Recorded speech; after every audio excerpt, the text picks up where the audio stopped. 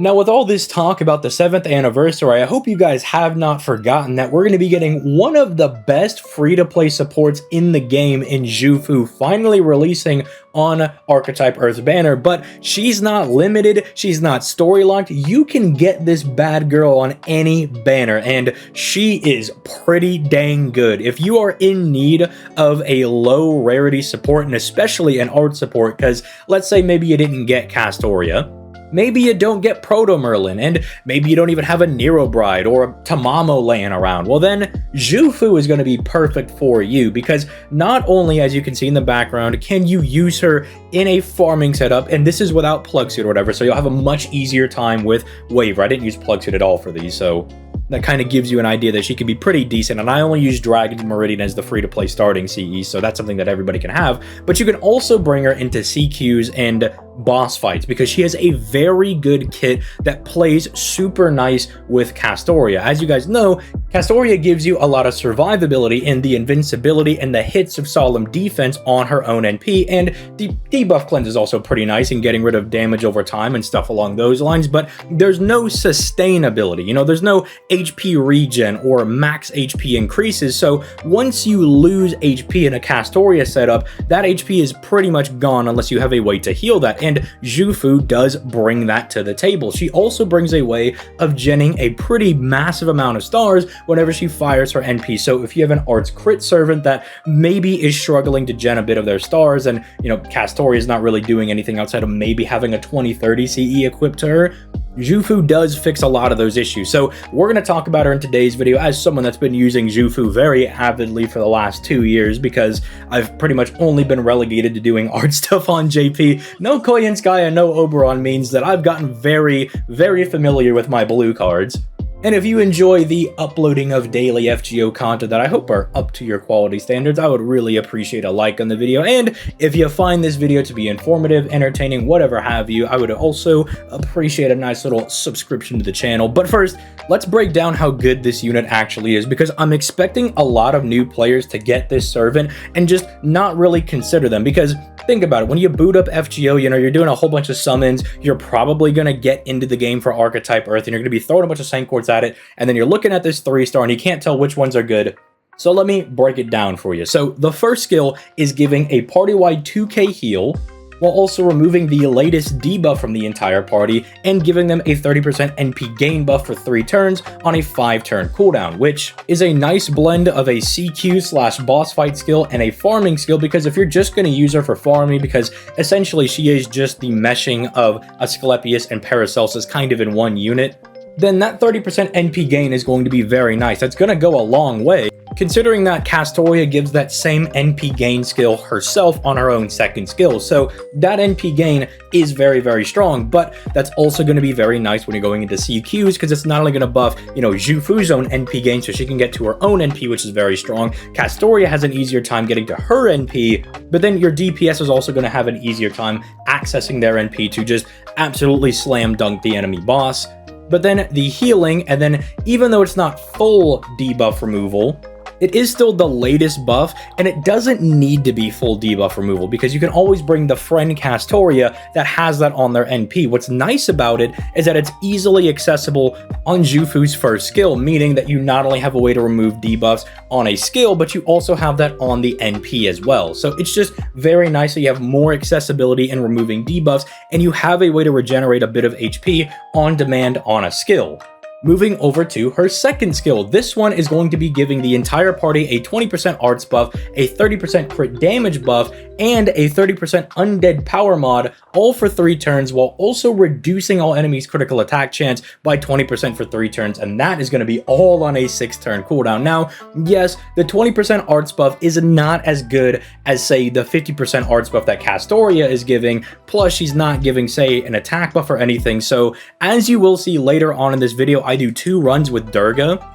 Even with the power mod up here, sometimes the damage is not enough. You are losing out a bit on that massive arts buff that Castoria gives, and you're also missing out for the different attack buff for, you know, just extra bonus damage. This is how FGO's damage calculation is calculated.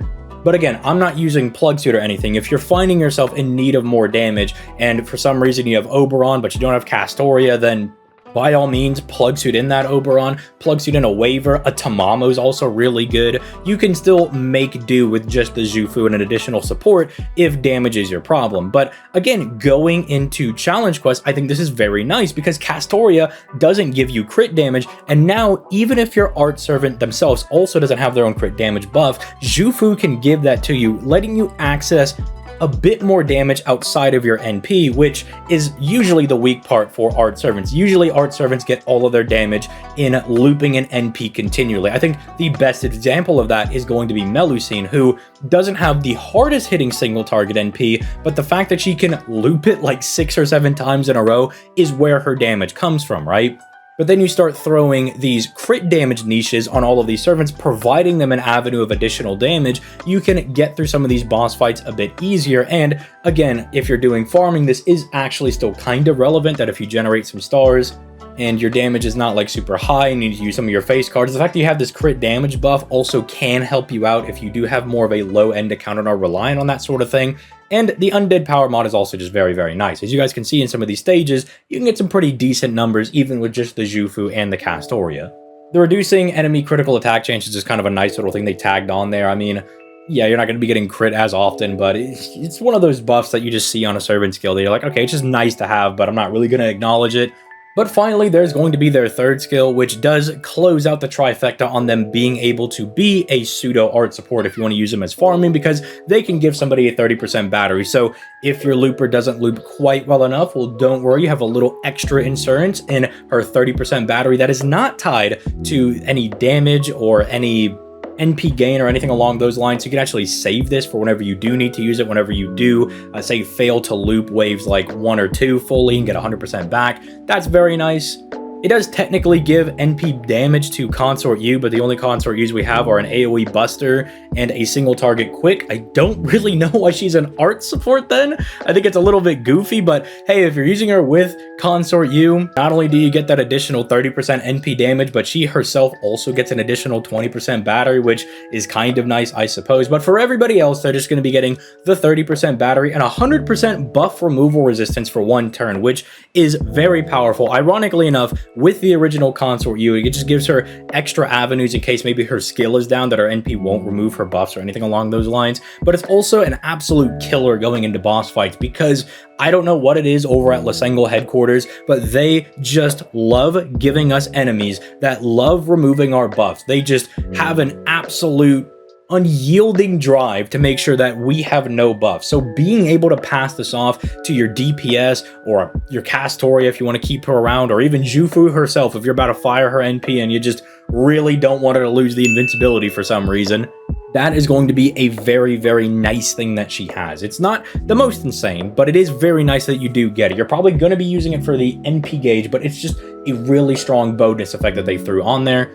And then finally, there's her own NP, which is super simple. You can kind of view this as baby Merlin NP, kind of, in a way, because you're effectively going to be getting a 5k heal on your Zhufu, and then you're going to be getting 20 stars every turn for 5 turns, which is ridiculous. So you're not quite healing the party. You're doing that on the first skill, but Zhufu is very, very self-sufficient. As long as you are firing this NP, I mean, what, every 3 turns at least, and she's not getting targeted every single turn like twice by the enemy boss, she's pretty much going to keep herself around, because not only is she giving herself a 5k heal, because again, you're pretty much guaranteed to get this servant at NP5 at some point, seeing as she is on every single banner, but she's also going to give herself a 1k heal every turn for 3 turns as well. So she gets the big glob of HP, and then she just starts healing herself every turn. And then the 20 stars is just better than Merlin's NP, but you're not quite giving everybody else NP and HP, so I guess it bottoms out on that way. But 20 stars every turn for 5 turns is crazy, because again, you're firing this maybe every 3 turns at the latest. That means you're going to be in periods where you are generating 40 stars a turn, which is ridiculous, seeing as you only really need 50 to guarantee that everybody's doing a crit. So she's really good, and on top of all of that, her class being an alter ego is super nice. How many times have you been in a boss fight and you've looked at the enemy and you say, oh, Ryder. Well, this is going to be really unfortunate because my Merlins, my Castorias, my Tamamos, my Waivers, whoever have you, are going to be getting crushed by this boss. Zhu Fu, Alter Ego, is rarely going to have that problem. Isn't even going to have the Koyanskaya issue, or if you run into casters, you're like, oh boy, this is going to hurt if my Koyanskaya gets tagged by anything. In a way, she can't take advantage of, say, the caster supports, going up against assassins where they become really tanky, or Koyanskaya going into rider bosses, but it is just very nice, I found in the last 2 years of using her, that her being pretty much neutral against everybody, when you have Artoria also just kind of protecting everybody with the NP, that it ends up being fine. And if you're ever really in danger, it's because she got blasted by an NP, or just the enemy crit her like 5 times in a row. Regardless, as you can tell by my gushing review of this servant, they're absolutely amazing. Even if you don't get Archetype Earth and you pull, a bunch of copies of Zhu Fu, which you should, she's on rate up, or even if you don't pull for Archetype Earth at all, you go on the daily rate up banner, she's on rate up on that as well, this unit is going to be absolutely amazing. And if you are a new player, I highly advise that this is one of the first servants you level up. Obviously, if you do something like the GSSR, you summon for Ruler Scotty, something along those lines, you can do your auto level up thing that they still offer you for new players on one of those like main support guys, but then start working on Zhu Fu. She's really cheap, seeing that she's a 3-star, and again, her skills are all just really good. Even if you're not going to use her in an arts team, she can still get by in like a buster team to get you through some bosses. I mean, sure, you can't really take full advantage of the arts buff. I mean, it's still nice for your regular arts cards for the NP gain. But even in a buster team, I mean, sure, they'll take the healing, they'll take the crit damage, they'll take the stars for sure. The battery can't really hurt. So, she's just really good in like most areas as a good free-to-play solid option. But let me know what you think in the comments down below. If you're one of my JP players, let others in the comments know your experience using Zhu Fu in the last 2 years. Maybe you've had some really particularly nasty fights where she did really good or she did really, really bad. You can let us all know that in the comments down below. Again, I have had nothing but a pretty positive experience with her in the last 2 years. And the fact that you can use her as a substitute for a Castoria without plug suit, I think is absolutely phenomenal in assisting people and just being able to access other, different metas in the game. And again, this is without plug suit, so if you're struggling with maybe a not as good unit, right, that doesn't have a 50% battery or something, you can always bring a waiver or something. But with that being said, I'm going to go ahead and get out of here. You guys have yourselves a nice rest of your day, and I'll catch y'all on the next one.